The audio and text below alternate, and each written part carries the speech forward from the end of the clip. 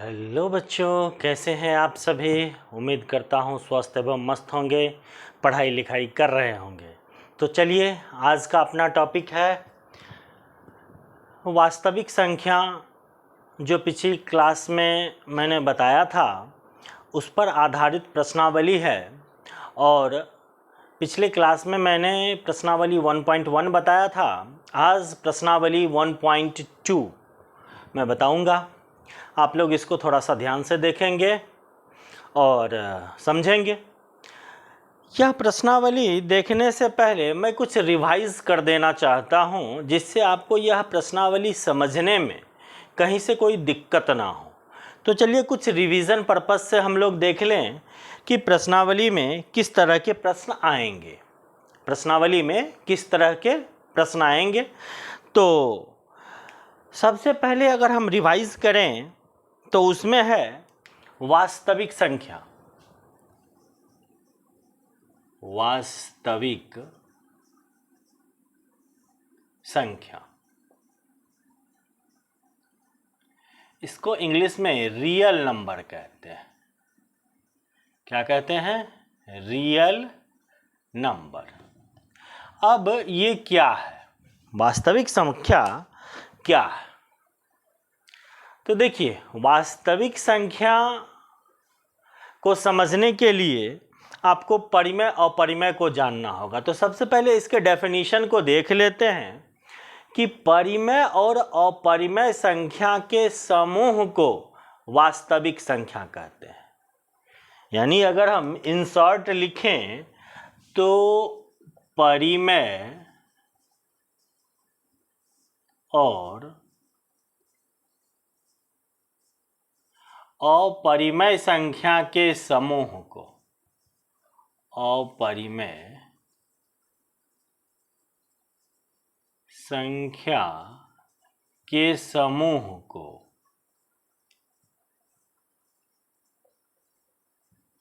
वास्तविक संख्या कहते हैं। वास्तविक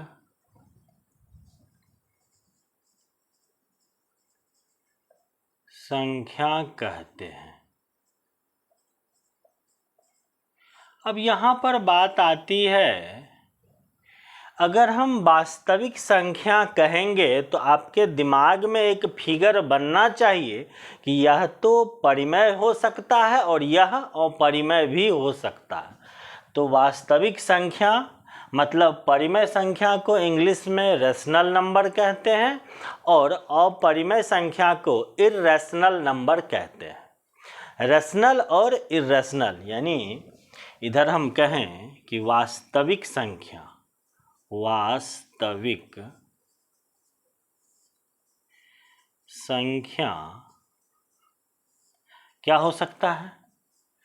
परिमेय संख्या हो सकता है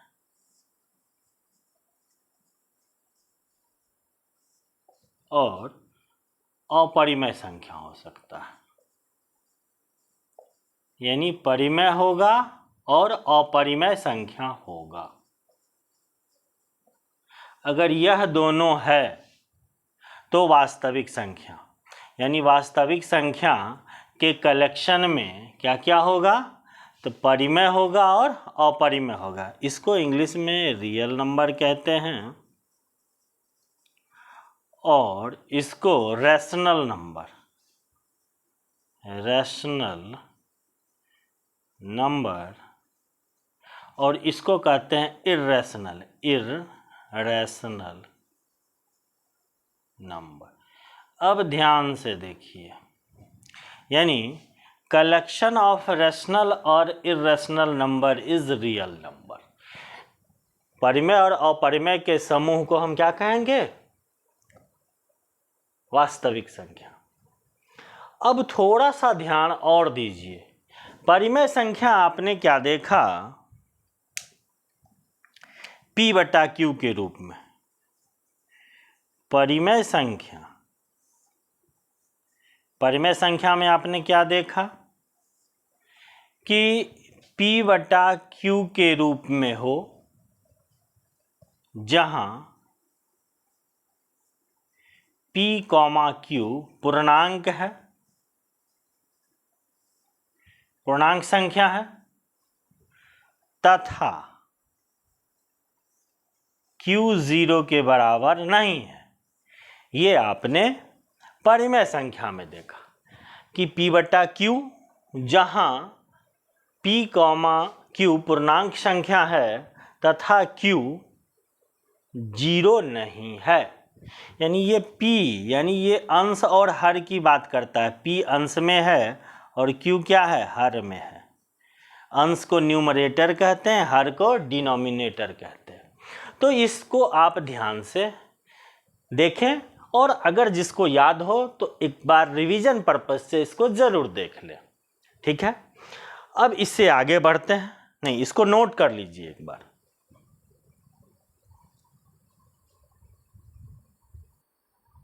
चलिए तो इससे आगे बढ़ते हैं। अब इससे आगे बढ़ते हैं तो एक बच जाता है अपरिमेय संख्या। क्या बचता है, अपरिमेय संख्या। और इस टॉपिक में ये बहुत ही इम्पोर्टेंट है, इस टॉपिक में ये बहुत ही महत्वपूर्ण है, इसलिए इसको थोड़ा और ध्यान से देखिए। और बस ध्यान से देखिएगा तो मुझे लगता है कि आपको पूरी तरह समझ में आ जाएगा। तो चलिए अपरिमेय संख्या अब देखते हैं।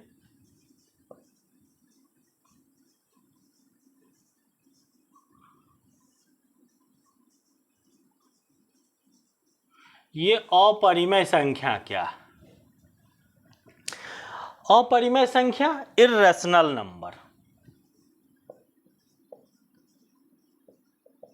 Irrational number.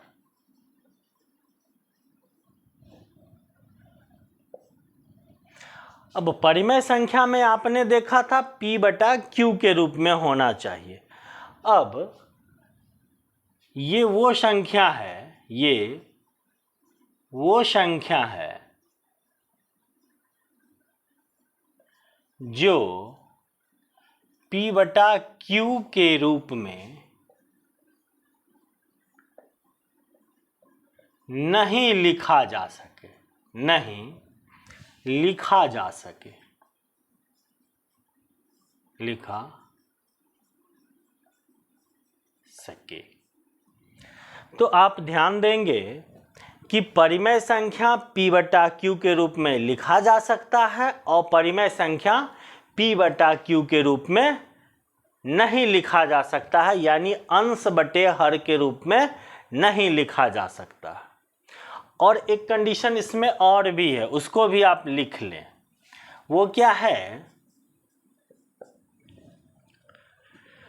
यह अशांत और अनावर्ती होता है। अब एक नया टर्म आ गया, अशांत और अनावर्ती। तो पहले लिखते हैं फिर इसको थोड़ा सा समझ लेंगे। यह अशांत क्या है, अनावर्ती क्या है। इसका दशमलव प्रसार यानी दशमलव के बाद, दशमलव प्रसार अशांत और अनावर्ती।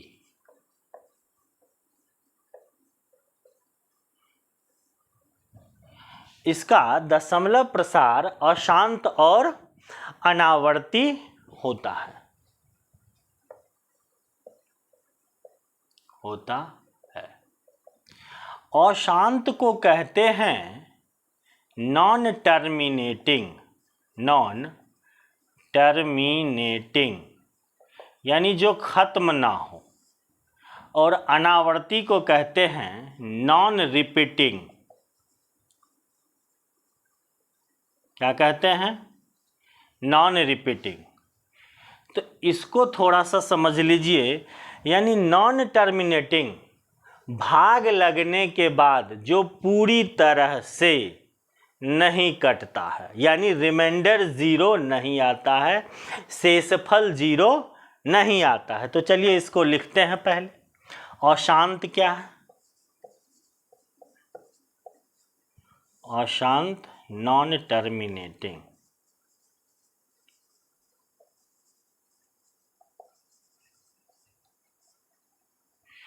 अभी मैंने क्या कहा कि जो कभी शांत नहीं होता है यानी अशांत है, जो कभी शांत नहीं होता है, जो कभी शांत का मतलब खत्म नहीं होता, भाग देने पर खत्म नहीं होता है, तो उसको लिखेंगे जो कभी शांत यानी खत्म नहीं होता है, जो कभी खत्म नहीं होता है। अब यहाँ पर एक लाइन मैंने लिख दिया, अब कहाँ पर खत्म नहीं होता है, कैसे खत्म नहीं होता है, इसके बारे में तो जानना होगा। तो जब हम भाग देते हैं, जब हम भाग देते हैं तो शेषफल शून्य नहीं आता है। भाग देने के बाद क्या होगा, शेषफल शून्य नहीं आता। शेषफल अगर शून्य नहीं आया तो वैसी संख्या क्या हो गई, अशांत हो गई। शेषफल कभी शून्य नहीं आता है तो क्या हो गया, अशांत हो गया। और दशमलव के बाद यह अनंत तक चलता है, दशमलव के बाद यह अनंत तक चलता रहता है। तो और लिख लीजिए, दशमलव के बाद यह अनंत तक यानी कभी खत्म नहीं होता है, अनंत तक चलता रहता है।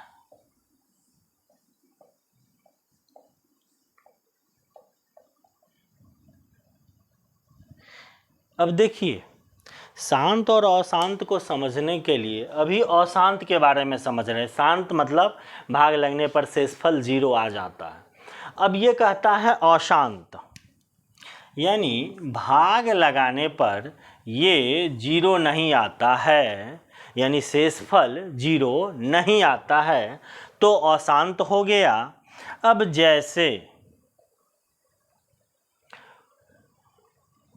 जैसे देख लेते हैं कि √2 का वर्गमूल अगर निकालते हैं तो यह बहुत लंबा आता है, 1.414, उसके बाद 2, 3, 4, 5 एकदम कंटिन्यू आता चला जाता है, तो वह हो गया क्या, अशांत। उसके बाद एक चीज़ और है कि अगर किसी का भाग दिए और भाग देने के बाद मान लो 1 2 1 2 इस तरह से आता चला गया,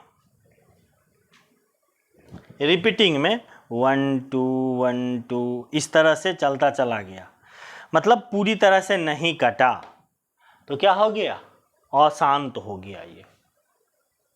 ठीक है, यानी भाग देने पर पूरी तरह से नहीं कटे दशमलव के बाद, तो वह क्या हो गया, अशांत हो गया। यानी दशमलव के बाद वह अनंत तक चलता रहे तो अशांत हो गया। ठीक है, इसको नोट कर लीजिए एक बार।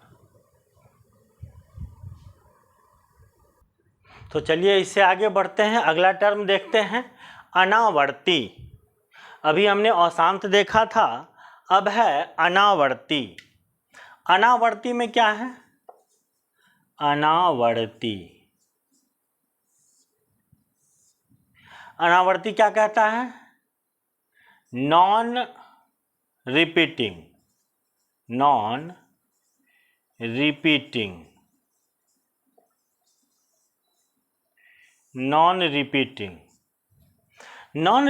का मतलब कि जब हम भाग देते हैं, जब किसी संख्या में भाग देते हैं तो भाग के बाद वह संख्या अगर दशमलव के बाद कोई भी संख्या रिपीट ना हो, यानी कोई पैटर्न ना हो, और कोई रिपीटिशन ना हो, यानी दोहराया ना जा रहा हो। अगर किसी पैटर्न को फॉलो करता है तब तो वह आवर्ती हो गया।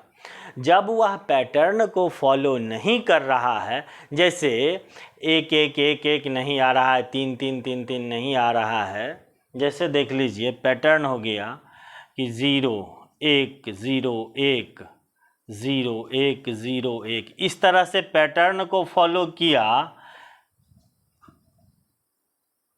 ठीक है। तो यह एक पैटर्न को फॉलो कर रहा है कि 1 0 बार बार रिपीट हो रहा है। यह कह रहा है कि नहीं, ऐसा नहीं, इसमें रिपीटेशन नहीं चाहिए। मतलब उदाहरण के लिए अगर आप देखें 1 0 1 0 0 1 0 0 0 1 फिर 0 0 0, यानी इस तरह से आ गया, तो यह जो है अनावर्ती में हो गया और ये आवर्ती में हो गया। तो इस तरह का होना चाहिए। आप जो यहाँ पर देख रहे हैं इस तरह का होना चाहिए कि 1 0 फिर 1 0 0 1 1 0 0 0 1, इस तरह का अगर दशमलव के बाद कुछ रहे तो इसको हम अनावर्ती कहेंगे। ये नहीं, ये आवर्ती में आ गया, इस तरह का रहेगा तो अनावर्ती है। ये क्या है? अनावर्ती है,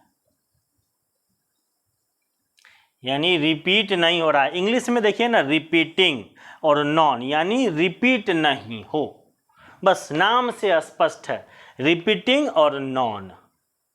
तो रिपीट ना हो यानी दोहराता नहीं है, तो यहाँ पर देखिए कोई अंक दोहरा रहा है नहीं ना, 1 0 है फिर 1 0 0 1 है, यानी कोई ग्रुप या कोई पैटर्न नहीं बन रहा हो, ठीक है। तो इसी तरह से हम आगे बढ़ेंगे और इससे मतलब को देखते हैं। तो इसको थोड़ा सा मिटा लीजिए। तो चलिए, इसमें अंकों का दोहराव ना हो, जिसमें अंकों का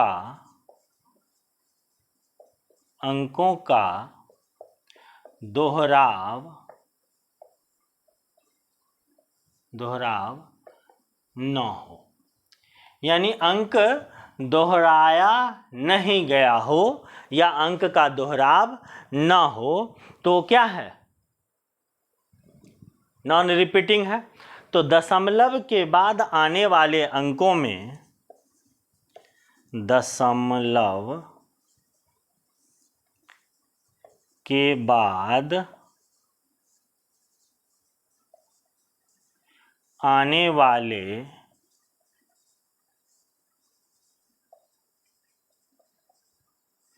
अंकों में कोई ग्रुप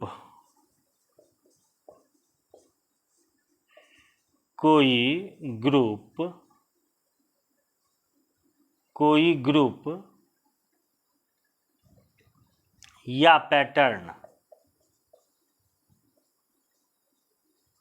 कोई ग्रुप या पैटर्न नहीं बन रहा हो,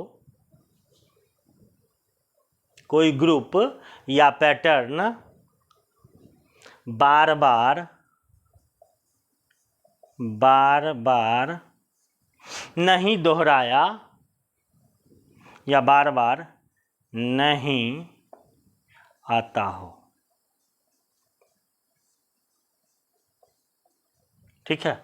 यानी दशमलव के बाद आने वाले अंकों में कोई ग्रुप या पैटर्न बार बार नहीं आता है, तो वह क्या हो गया? अनावर्ती। जैसे मैंने एग्जाम्पल में दिया था, जैसे 0.0 1 0 1 0 0 1 0 0 0 1 0 0 0 1 0 0 0, यानी इस तरह से अगर कोई लगातार आता रहे तो इसको हम अनावर्ती कहेंगे, यानी नॉन रिपीटिंग।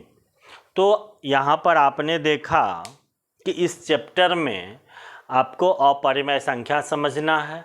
अपरिमेय संख्या में 2 कंडीशन हो गए कि पहला अशांत होना चाहिए, यानी नॉन टर्मिनेटिंग जो ख़त्म नहीं होता हो, और दूसरा नॉन रिपीटिंग यानी जो दोहराया कोई ग्रुप या पैटर्न को फॉलो नहीं कर रहा है दशमलव के बाद, तो इस दोनों का कंडीशन अगर मिल जाता है तो वह अपरिमेय संख्या होता है। और ये इस टॉपिक के लिए, इस प्रश्नावली के बहुत महत्वपूर्ण है। तो इसीलिए मैंने इसको प्रश्नावली से पहले बताया कि इसको अगर हम बताएं तो आपको समझने में आसानी हो। अगर आप इसको नहीं समझेंगे तो समझने में थोड़ा सा मुश्किल आएगी, और मैं नहीं चाहता हूँ कि आपको कोई दिक्कत या परेशानी का सामना करना पड़े टॉपिक को समझने में। तो चलिए, अब आपका जो इस टॉपिक के लिए जो इस प्रश्नावली के लिए महत्वपूर्ण चीज़ था वो मैंने करीब करीब बता दिया कि परिमेय आपको समझ में आना चाहिए, वास्तविक संख्या समझ में आना चाहिए, अपरिमेय समझ में आना चाहिए, अनावर्ती और अशांत समझ में आना चाहिए। तो चलिए, इससे आगे हम लोग प्रश्नावली पे चलते हैं। इसको नोट कर लीजिए पहले। इस टॉपिक को अगर आप समझ गए हैं तो प्रश्नावली आसानी से बन सकती है। तो आज इस कंसेप्ट को आप लोग ध्यान से देखें, और प्रश्नावली को अगले क्लास में मैं कंटिन्यू करूँगा। तो फिर आज के लिए इतना रहने देते हैं, फिर मिलते हैं अगले क्लास में। और सबसे महत्वपूर्ण बात, जो आप लोग ध्यान से इसको देखें और नोट करके समझें, क्योंकि ये प्रश्नावली थोड़ा सा इस कंसेप्ट के हिसाब से बहुत ही, कहते हैं ना कि छोटा छोटा कंसेप्ट है, तो उसको देखना और ध्यान से समझना बहुत ज़रूरी है। नहीं समझेंगे तो कंसेप्ट के हिसाब से आपको कठिन लगेगा। और बहुत सारे बच्चे जो कमज़ोर हैं वो इसको तो समझ ही नहीं पाते हैं। मुझे खासा अनुभव है, मैं बच्चों को देखता हूँ कि ये टॉपिक बच्चे समझ नहीं पाते हैं, उलझे उलझे से रहते हैं। तो आप इसको अगर ध्यान से देख लेंगे तो मुझे उम्मीद है कि आप इसको समझ पाएंगे। तो आज के लिए इतना रहने देते हैं। बहुत बहुत धन्यवाद।